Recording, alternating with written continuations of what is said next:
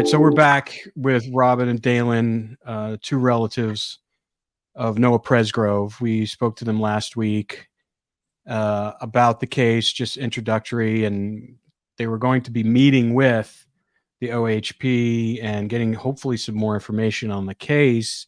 So I wanted to kind of get a little update from you guys. I mean, you guys are still getting a lot, we said before, still a lot of good, you're getting press.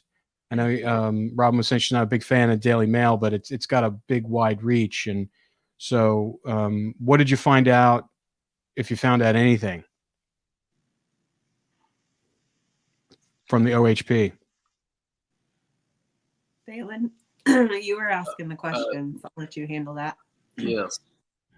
So I did ask quite a few questions. Basically, from what I understood from it, that FBI is going to be taking over the case. They're going to be, I think it's a team of 5. Is that right, Robyn? I'm sorry? Is it a team of 5 FBI agents? I don't remember. Okay, I just knew there was a small group that's going to be designated to the case. There's also a collaborative group within OHP and OSBI that are designated solely to this case, and they're going to be working with each other, OHP, OSBI, as well as the Federal Bureau.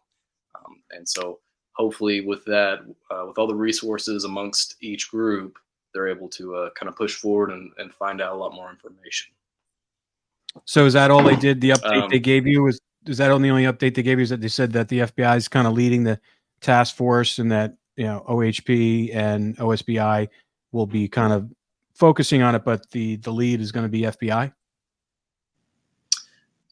I don't know. Yeah, that was mainly the biggest update from him. Other than that, he gave a lot of reassurance. Reassured me that OHP and OSBI have been doing everything in their power under their jurisdiction and power, and legal means, that they've done everything that they can for this case. It's just been taking a lot longer. Especially if someone like me who doesn't know all the minor details. It is a long process that he was clarifying, that to get the geofence, to get all these warrants and everything like that, it's been a long process to do so, and so that's why it's been taking so long to update us. And so hopefully, again, going back to the FBI thing, with this larger agency with a lot more resources, they're able to get around a lot of this time-consuming things and able to push forth and get a lot more information that the OHP is kind of restricted on. Got it. So external FBI is coming in, not OSBI? OSBI has been on the case. In addition to OSBI. So Yeah. it's going to be actual federal FBI coming in. Yes. Yeah. Well, I know they have a local office down there. That much I do know. So I'm sure it'll be operating out of there. So I would assume. Yeah. But independent of that, did they give you any kind of information on what they're looking into, or are they just kind of being very general with you right now? I feel they're just. I was trying to. Oh, go ahead. Sorry. Yeah, I think Robyn was just about to say it was a lot of general knowledge kind of thing. I was trying to get a working theory from them. There wasn't a whole lot to go on. They're really leaning heavily on the medical examiner's report. Based off of just the evidence at hand, they're able to kind of look at the amount of trauma applied. But as much as theories go, there's really nothing definite. They have suspicions. They have some sort of working theory and process. But again, with the lack of knowledge, the lack of evidence, there's a lot that they're kind of keeping hidden because they don't want to just put all eggs in one basket and rely on one theory when it could be something way different. Yeah. Well, with the information that's out there right now, that's been in the news and stuff like that, and we looked at the video again that they put out there, I guess 3 days ago. That was part of the party. even though it was a 4-day party, I mean, in the video elements that we saw, didn't seem like there was a lot of people there. It didn't seem like, initially when I read it, it seemed that when they talk about a 4-day party, kind of sound like it could have been like, because I've been parties, in high school and college, and, it can go from 50 to 100 people very quickly when people start finding it out. But the video that we saw, where it was like a montage of, Noah hanging out, and then some girl slapping him in the face, just jokingly. And, and then another friend of his was like baiting him and stuff like that, and then ran off. And then obviously the signing with the Sharpies and stuff like that. Number one, it didn't look too raucous, it just looked like a bunch of kids having fun. It didn't look like anybody was doing anything dangerous. I mean, there was one kid standing in the background, looked like he had a rifle or a shotgun. But in that part of the country, everybody's guns are pretty prevalent. So it wasn't too surprising. If that was like something like out in another part of the country, you'd be like, oh, whoa, but, in rural area like that, it's not too surprising. What did you glean anything, either one of you, from, and I'll start with you, Robin, first, when you looked at those videos, what did you glean from that, and what did you think? The slap game to me was just, I don't understand that. Why would you have fun just slapping your friends? But, to each their own. From what I understand, that's like a TikTok thing. But I mean, it really didn't look wild and crazy. No, So that's what was surprising. It was just surprising. kind of hanging out. I know that some accounts there was as many as 40 kids, but it's always been in and out. There was kids showing up, kids leaving, So I don't necessarily think that 40 kids were there all at once. And from what I understand, just from Facebook, a lot of the videos that were put out there were from later on in the evening. So there was one Snapchat post that was bizarre. One girl had put up there that Noah's missing and had little weird faces. Had you seen that one before? I thought that was bizarre. And I actually had a chance to talk to that girl about it. And she told me that, when she put it up, she didn't think that this would be the outcome. Mm-hmm. It was just kind of a like, oh, Noah's missing, kind of flippant, Right. And she took it down once Noah was found, because, obviously it can come across as very crass, in this situation. Sure. But she was just like, I didn't think anything about it. Like, it was just like, oh, Noah wandered off, Noah's missing. And we didn't know. So she's just a teenager, you do stupid things when you're a teenager, without thinking like the last thing they probably would think is that something happened to him. Yeah. What some of the theories are that he was on the ATV and that's what happened. He was surfing on top of that. Yeah. What do you think about that? I mean, Noah was a daredevil. He liked to do wild and crazy things. So, I mean, I've never seen him do anything like that, but I wouldn't say that it wouldn't be something that he would try, and if that's what happened, then let us know, just tell us. But that was the very first rumor that I heard, was that he had been surfing the ATV and they had an accident. He went flying and, landed and broke his neck. And then the rumors have just gotten so out of control. Like, at this point, I'm surprised the mafia hasn't been involved, with these. It's insane, these rumors. So, like, what are some of the things that they're saying? I mean, it just doesn't, because to me, it's like, if that was an accident, if that would, like I was saying to you earlier, I mean, why wouldn't you report that? And I can understand sometimes kids get scared and they're afraid that maybe they're going to be held responsible. So I can understand that, but still, it's an accident. You're not responsible if you're doing some sort of jackass stunt on a side-by-side and it goes awry. I mean, there's an explanation for that, but having no explanation, now it goes into a different territory. But even so, if that had been the case, then how did his body end up where it ended up? That's the question. That's that the doesn't make million-dollar sense. question. What are some of the crazy rumors you're hearing that you feel like you can't even believe it? DAILEN, you filled that one. Yeah. I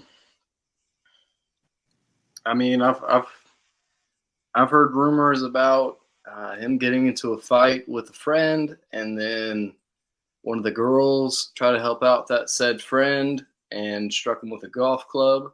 I've heard him get into fights with some of the kids that were there that weren't from the area, which led to that. I've heard the car surfing thing, and then of course people get really really outlandish with it and go really extreme, and it's one of those kind of things where it's hard to even read those kind of theories and to think about. So the people at the party, there's definitely people that were that there were groups that didn't know each other, or they all knew each other. There was various groups there. There was kids from Texas that were friends with the host, and there was kids from TERRAL that, were just meeting our group of kids from Comanche. There was kids from Comanche and Duncan that, knew each other and hung out. And it was just, there's kids from Orion, kids from Eureka that, they all probably kind of knew in passing, but didn't hang out with a whole lot. So it was just a bunch of different groups. Have you talked to anyone about the golf club theory? Yeah, I've spoken to a couple of kids, and again, the stories conflict. There's one kid who claims that golf clubs were never present on the property ever, and nobody golfs around there and all that kind of stuff. And then I've heard from a few other kids that golf clubs were there. They were using the golf clubs earlier that day and all weekend to hit golf balls and hit other stuff.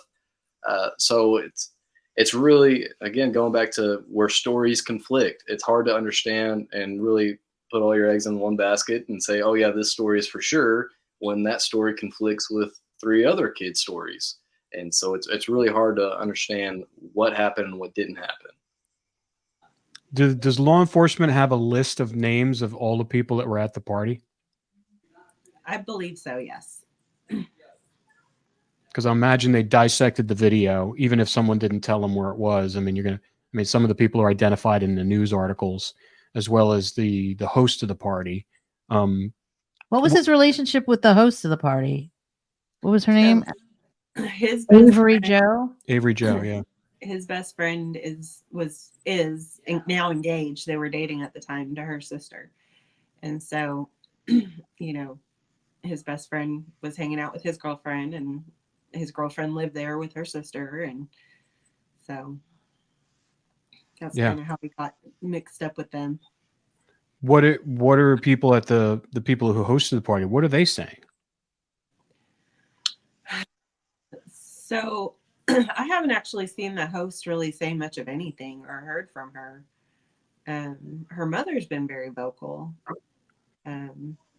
What is she saying? Just a whole lot of nothing, really. Just that, they didn't do anything wrong, basically. And she keeps insisting the house has been searched, even though we know for a fact the house has never been searched. Like, DAILEN, you can attest to that. OHP told you that too. Oh, so they're telling you that the house was searched by police officers and it hasn't been? No, it's never been searched. Well, why is she being so vocal if she has nothing to hide? It's her kids, and I get that. Like, I understand that, but if it was my kids, I would want them to tell the truth, and I would want the family of the deceased person to know what happened on my property. Yeah. I mean, you have some morals there, I think. Nobody there it didn't look like anybody. I mean, most people were drinking, and it looked like a lot of them were underage. And most of them were underage. So that's... they're posting it all over the internet. It doesn't go away. Yeah. You can't take it down. I mean, if Yeah. they were that concerned about it, then they shouldn't have been. They should have had a no posting on the internet rule. Yeah. People do that. And they've gotten kind of upset, which I mean, I can understand because some of the context that some of these things are being shared, the way that they're being shared, they've gotten real upset about these Snapchats and pictures and whatnot being shared. But at the same time, like, you know, I've preached to my kids since they were old enough to know what social media was. And, you know, you do not just post everything on social media because it does not go away. Nope. It's forever. It's And forever. I'm I just getting a little remember- confused. I'm a little confused why she would say her house was searched and Well- then law enforcement says it Well, wasn't. you're seeing a lot of that, where these parents are just starting to spit out a lot of false information stating that, oh, we're in contact with OHP. OHP said it's a hit and run. They just called today. They're releasing a statement later this afternoon. And then nothing happens. It's really weird, them starting to disperse all this false information, claiming that they're in contact and they know, you know, all this inside details of the case when it's in fact a lie and not true. And to me, that makes you look even worse. You know, why sure. would you go out and claim? Mhm. Like, why were you lying about that? That makes no sense. Yeah, why would you make something like that up? I mean, even if you don't know anything, don't say anything. You can just say, I don't know anything. I don't know what's going on in the investigation. I mean, I'm sure, hopefully, you know, law enforcement is contacting these people. If not, you know, if the people are minors, they have to contact their parents. But if they're 18, they can contact them directly. I'd be really curious on how many of those people they've interviewed so far. But like I said, the problem here is that initially they ruled it a traffic accident. So I think that might have, I don't know if that delayed a different type of investigation that could have been done. You know, we've dealt with that before where, you know, the law enforcement comes in and they say, well, we think it's this. And so they start looking at it one way, you know, they're just missing, or, you know, and then they don't go looking for them. They'll be back. We can't officially declare them it's a homicide or foul play until a certain amount of time is up. But with this, they found him. And, you know, now that, and I think the medical examiner's report was very revealing because, you know, if you don't have that, it does look like a traffic accident. But now you have the medical examiner's report which saying this doesn't match up to a hit and run. And then you also, fortunately for you guys, you have a relative who's a medical examiner who basically says the same thing. So that poses a lot of different questions that need to be answered. Those injuries through the medical report, is it possible that they could have been given to him with a golf club as a result of being hit with a golf club, or is that not possible? So we're working right now to get those photos sent over to our family medical examiner. But based off of the details of the report alone, she was able to claim that it could go either way, that he could either fall off a moving vehicle and gotten these injuries, or it could have been derived from, you know, something like a golf club or some other type of object being forced upon him. Yeah. So really, we just need those photos to send to her, and so that way she could further analyze exactly kind of what happened, what would have caused these multiple blunt force trauma. And what is OHP or OSBI saying about the blunt force trauma? Are they not giving you a theory yet? I mean, they again just kind of speculating.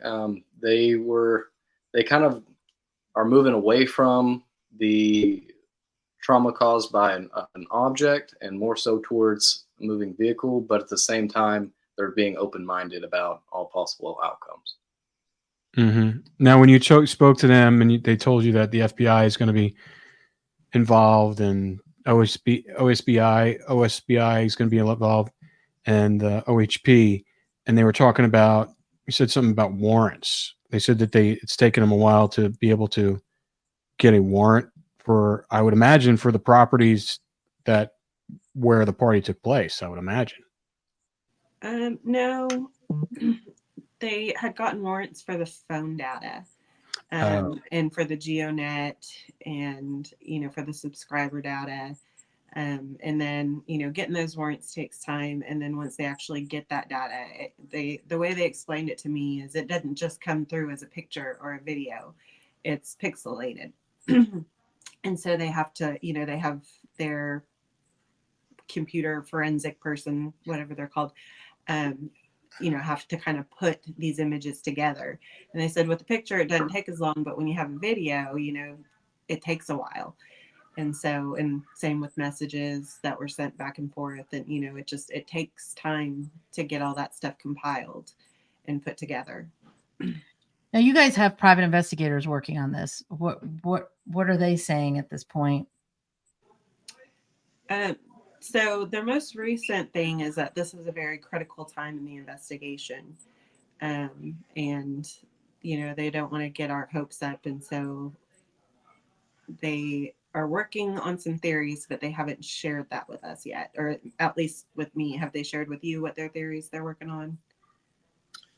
No. One of No, them not in full detail, but yeah, I got a call yesterday saying kind of sort of the same thing about it being a critical moment, and that they're going to work on it as quickly as possible so that way they don't lose this, whatever they're referring to.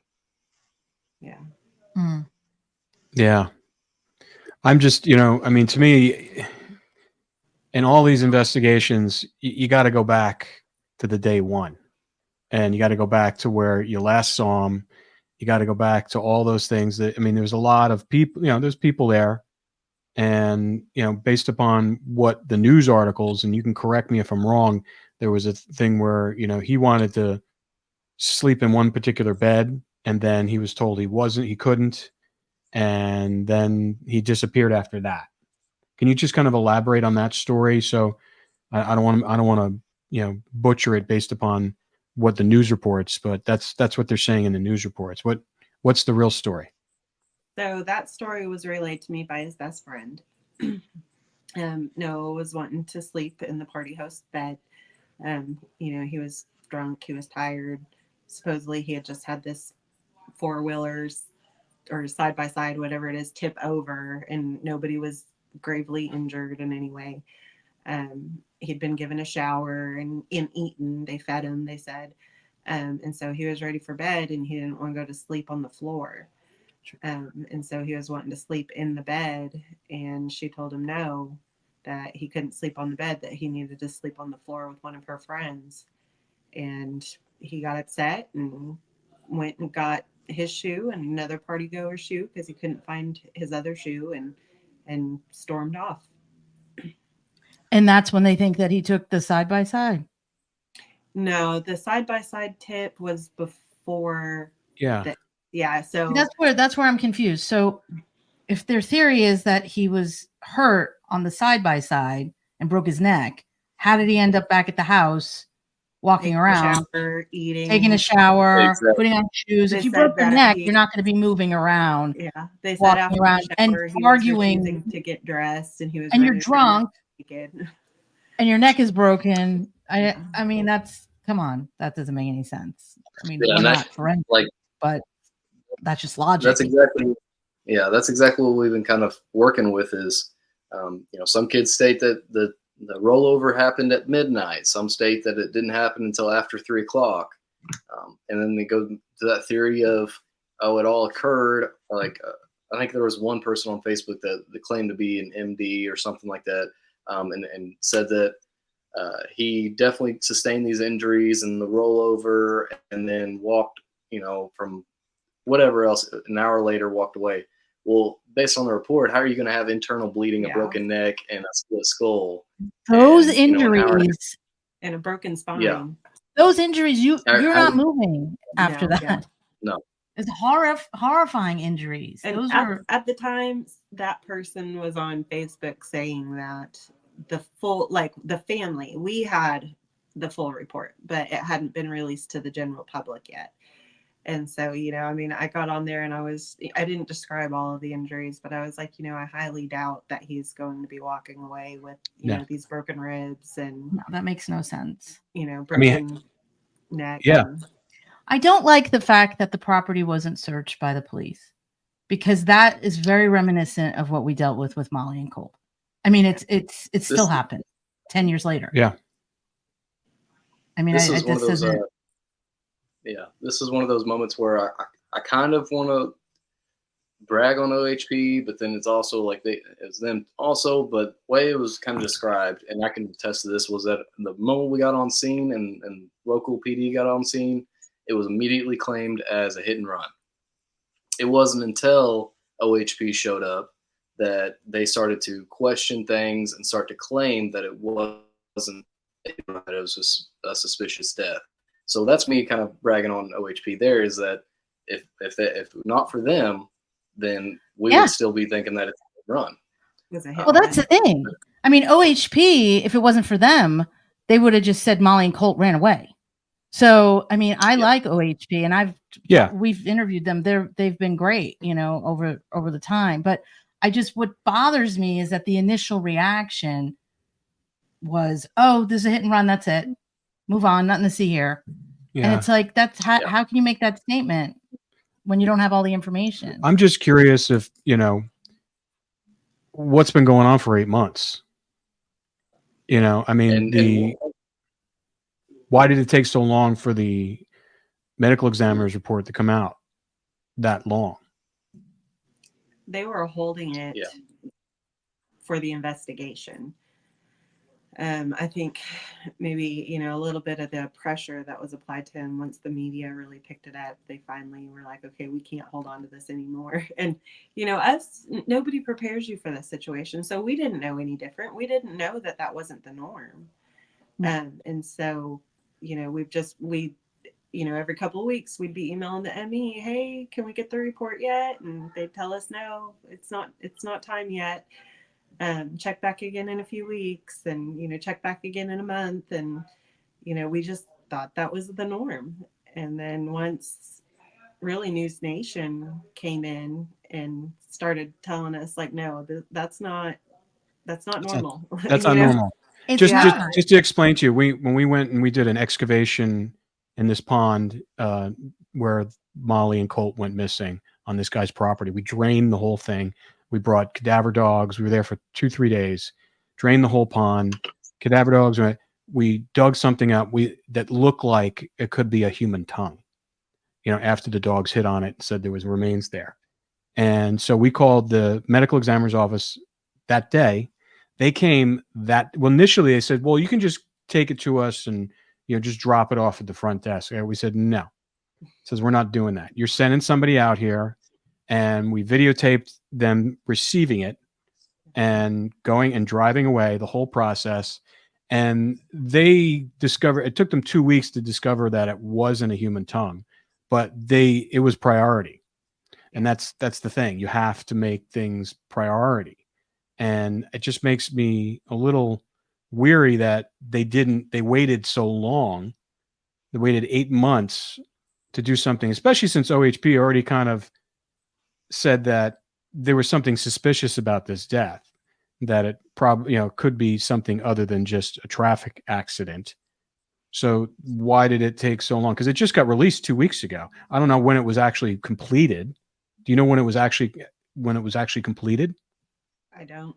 So you never, well, you don't, because you said you sent a copy to your family member. We got it about 2 weeks before it got released to the public. Okay.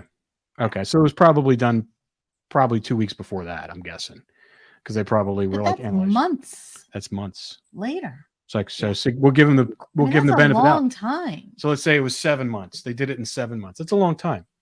And the same with the police. I mean, with the phone records, it shouldn't take 8 months for that. That should not take 8 months. And we know it doesn't take 8 months because we've done it. Exactly. We've done it personally. We had a situation where we had to get warrants for our phone records. Didn't take 7 months. Probably took like about 3 weeks. 3 weeks, almost a month. That's So- interesting. Yeah. No. Yeah, I mean, Weird. we were witnesses to a crime, and they had to have it for a case, and it 3 weeks. And it wasn't just our phone records; it was our internet Video records, and everything, you know. everything. Yeah. And this is L.A. County, which is huge. They have tons of cases, tons of caseloads, and and it wasn't like a life or death thing either. Yeah. So it's interesting. Well, I to check them know out. they got the data back towards the end of December. And then because I remember like I talked to them at the beginning of January, and they said that they were finishing up, they were, working on finishing up, getting all of the data like put together, and they were hoping to have it towards the end of January. So at that point, that would have been what, September, October, November, December, 4 or 5 months. Yeah. And the other thing I saw in the video, and I don't know if I'm just seeing things, but there's at one point, and there's a wide shot, and it looks like the people are standing in the kitchen, and there's a Christmas tree in the background, which made me a little weird because I'm like, this wasn't in Christmas time. No, it's September 4th. And I'm like going, either they're really lazy and they didn't put their Christmas decoration up, but it made me suspicious of the fact that, is that video accurate? Because it doesn't look like it's in around the same time. Yeah, it is. The mom of the kid that took the video, you can see kind of at the bottom of the screen, there's a leg and it's got like a pink brace on. He had just had like meniscus surgery, Mm-hmm. an ACL surgery or something. Yep. And so he was sitting there with his little brace on, just filming. But it's a 22-year-old and an 18-year-old that lived there, and another 18-year-old that lived there. So it doesn't surprise me that the Christmas tree wasn't taken down. Got it. All right. I thought it was kind of interesting because I knew when the time the party was, and it wasn't around Christmas time. So it looked a little alien, out of place.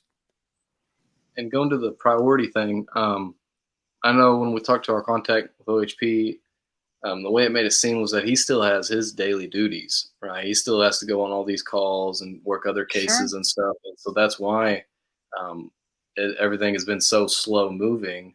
But thankfully, after doing all this coverage and everything like that, it was able to push them to kind of create another unit, OHP and OSBI, a little small group that their sole focal point is going to be on this case.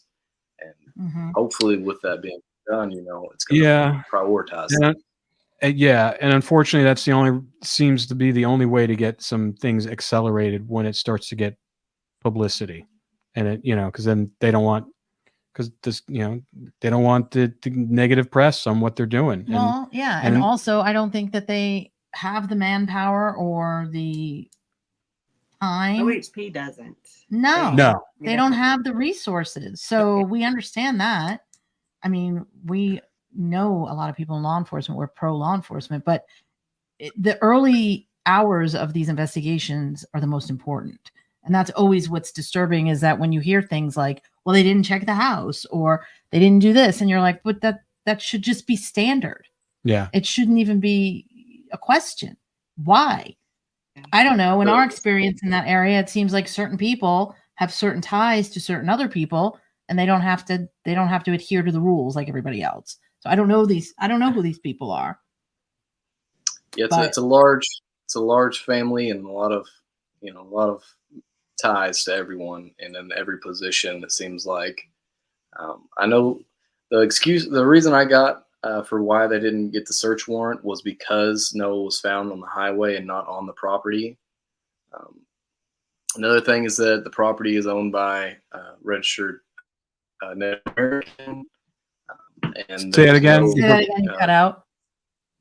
That the body that Noah was found on the highway, not on the property, and that the property is owned by a Native American, and that there was no concrete evidence showing that Noah had passed away or was in any contact with the property. So that was the reason I was given why they weren't able to get a search warrant. Now that might be different now, but at that moment, that's what the reason was. I mean, the part where the party was, it was a 4-day party, so it's like, wouldn't that be the most logical place to start? Well, it's the last place he was seen. Right. Well, that's what I thought. Is that's the last place they we were said at. that the government protects your property above all else, and just him being there at some point doesn't prove that anything actually happened inside that house. And so they told me it was very hard to get a search warrant because the government protects your property above all else. Mhm. And they have to have something that suggested that something happened inside that house in order to get a warrant to get into that house. Well, I agree with that, and that is the law. But if it was my property, I and would have been like, come on in. exactly yeah. whatever I can do to help, Exactly. you know, and if this was the last place he was seen, I'd be pretty transparent, you know, if you have nothing to hide. The problem is if they don't, and they may have asked them permission, they probably said no, because that's, you know, They're we're dealing. claiming that they would search the house. So, like, That's they're just that's the all weird over thing. claiming that they let them in that house and they searched it. That, Why are they you know, saying that's that if it's not true? exactly. They're saying that, and RPI even told us that she asked to search the property, and they straight up told her no, that you're not allowed on our property. And I mean, the week or first month of this investigation going on, that family, the owners, they immediately lawyered up, and so it's really weird that you say all this stuff about justice for Noah, or you're pushing for the solving of this case, yet you're the one kind of Preventing almost hindering it at a point, with all the lies and lawyering up, refusing to talk, refusing to allow permission to search the property. It just, to me, it just makes it look weird on you. Now, in the Yeah. news article I read, the family are big landowners in that area, correct? Yes. Okay. So meaning landowners, a lot of farmland. Do they have a lot of money, or are they just landowners and they're just working class people? I mean, what can you tell us about them? I mean, all I could tell you is rumors, because I personally have never met the landowner. I've never met the mother.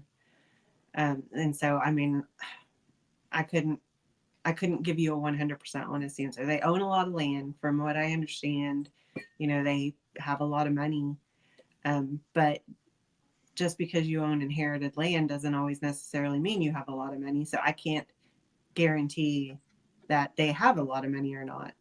Yeah. I know that on the parcel to the north, there's a like rock and sand quarry thing happening there. So, I mean, that's probably generating some income. And they're getting ready to turn the parcel to the south into a rock and sand quarry also. But liquidity wise, I'm not one. I can't tell you. Yeah. I just think it's how soon after all this happened did they lawyer up? Pretty much immediately. When OHP brought a bunch of the kids in for questioning on either, what was it, day 3? DAILEN, do you remember? They already had a lawyer. They came in with a lawyer. I know from kids, when I was talking to the kids, they were telling me that they were immediately being told by other kids and their parents that don't talk to the PIs. That was one. And then also you need to get a lawyer. So that was like right day 2, day 1, whatever, of immediately don't talk to the PIs, don't talk to the lawyers. I mean, get a lawyer. Yeah. That's bizarre. I mean, I can understand if they feel like the kids are going to be held liable in some way. I can understand that. But that seems like a really kind of overreaction to what they think might have been a traffic accident. Or side-by-side accident. Yeah. But that doesn't. I mean, it's just very suspicious. And, they're out here yelling about how we're just creating all of this out of thin air and we have no reason to be suspicious. But this behavior tells us that there's a reason to be suspicious. The lack of openness, the lack of honesty tells us that there's a reason to be suspicious. And if there had been openness and honesty to begin with, we wouldn't be in this situation. Exactly. Absolutely. What about any of Noah's close guy friends that were there? I mean, have you spoken to any of them? Yeah. I stay in contact with his best friend. Who's engaged to the sister of the girl that, Yeah. so she's the daughter of the mother who's running around saying these things. Okay. Yeah. What does he say? He says he doesn't know what happened. You know, he, for the longest time, just him and his family just kept insisting it had to be a hit and run because, you know, who would do this to Noah? And now that the autopsy report has been made public, and you know they've kind of acquiesced on that and are like, maybe it's something else, but we just, you know, we don't know. I've talked to, I see quite a few of them because my other nephew still kind of hangs around and buddies around with some of them, and so you know I see them through him. And then also I live in the community that they live in, so I see a lot of these kids just out and about at Walmart, Wow. you know, just Mm-hmm. running around at the corner store, you know. That's got to be hard. Yes. I know I know that probably not all of these kids know what happened. You know, I don't think they all just gathered in a circle and watched whatever happened. You know, I get that. I don't for one second believe that everybody at that party knows what happened. But I don't know which ones know what happened, and so that makes it a little bit harder to trust.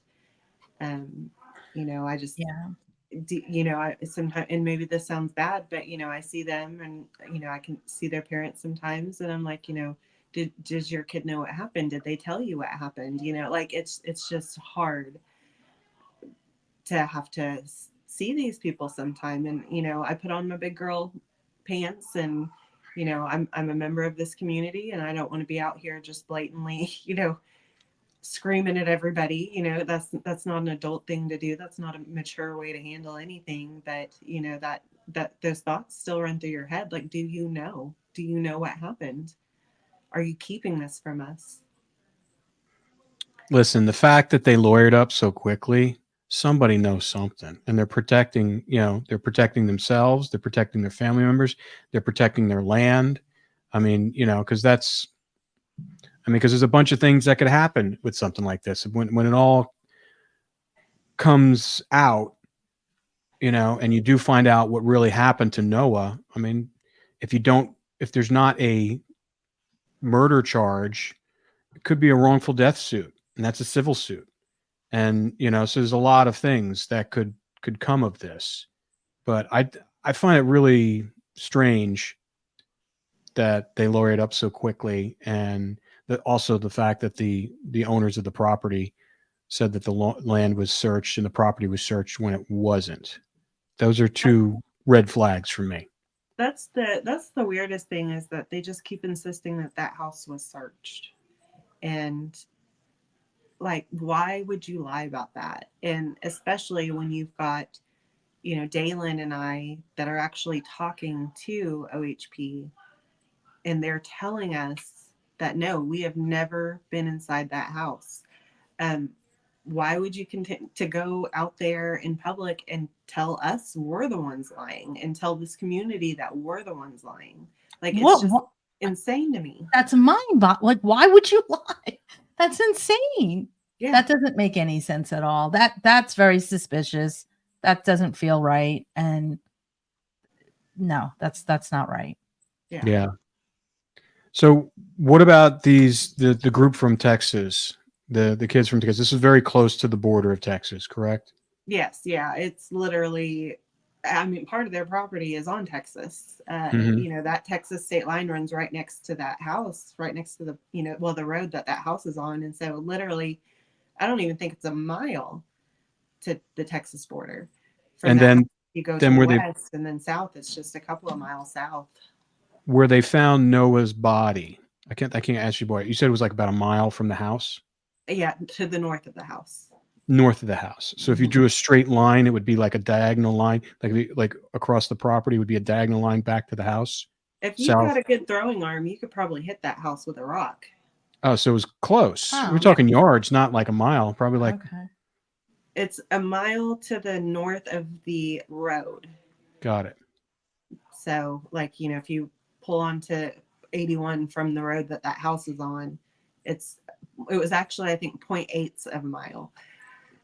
So, but you can just, it's a field. Yeah. There's like no trees, no nothing. So It's flat. you can just see the house. It's just right there. So Yeah. Pretty open. yeah. No unobstructed views or anything like that. Yeah. Yeah. It's, Noah, did he have a cell phone on him when they found him? Yes. So Noah had bought a new cell phone on Friday. He was very proud. He'd been on his Nana's plan, and so he had a little Samsung cell phone on Nana's plan. And that Friday, he went down and bought himself a brand new iPhone, and got his own plan. And so he actually technically had 2 cell phones, but he did not take the Samsung cell phone to the party with him. He only had the iPhone on him.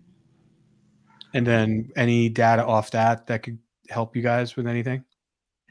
So they did pull data off of it. I haven't been told exactly what was on it though. So they also pulled data off his old phone, but I haven't really been told a whole lot about what's on phones. Robin, was the phone and wallet missing at one point? I couldn't remember if that was. The wallet's never been found. His wallet has still never been found. The phone, when he walked off angry, supposedly he did not take his phone with him, so it was at the house the whole time. Got it. So he leaves the house, and then he's found less than a mile away from the house, next to the roadside. Mm-hmm. And then he's found what time again? He was found at 5:53, I think, is when the 911 call happened. Okay. And no one. So he had been gone for how long? Did they think from when he left the house? They think he walked off about 3:30 or so. Maybe 3:45, somewhere in there. I haven't gotten a full timeline pinned down. I know I was told the girl that was telling me, she was like, I was drinking, so I wasn't really watching the time, but she kind of guesstimated that this side-by-side tip over happened probably about 3, and then they gave him a shower after that, and then they had to chase him down and force him to put shorts on, and then they fed him, and then he tried to go to bed, so she's guessing like 3:45ish, 4, somewhere in there. Mm-hmm. See, they did that's a lot of things to be doing at 3:00 in the morning when you're all hammered. So no one saw him walking off. No. So I do know that there is video of the party host and her sister on the front porch screaming at each other about Noah, about what happened, where he went. And so I know that was something that was recovered. That is something that I do know about. What was the argument? What were they screaming about? Noah. They just wanted to know where he was. Where he went, what happened. So that was another weird thing, was that all throughout the night they're really hitting it off on social media, having all this time, everyone's recording everything, and then 3:30 pulls up and all social media is silent. It was actually 3:14. 3:14 was the last snap that went out until the Noah's missing at 3:41. Was that what time the Noah missing one was out? Something like that. 3:41, 3:47, something like that. And yeah. that was what OHP was telling us too, was that it's really weird that everyone has their phone on them, everyone's recording everything, and then once that clock hit 3:30 or 3:14, whatever, it's just silent. Nobody's recording anything. Nobody even has their phone on them.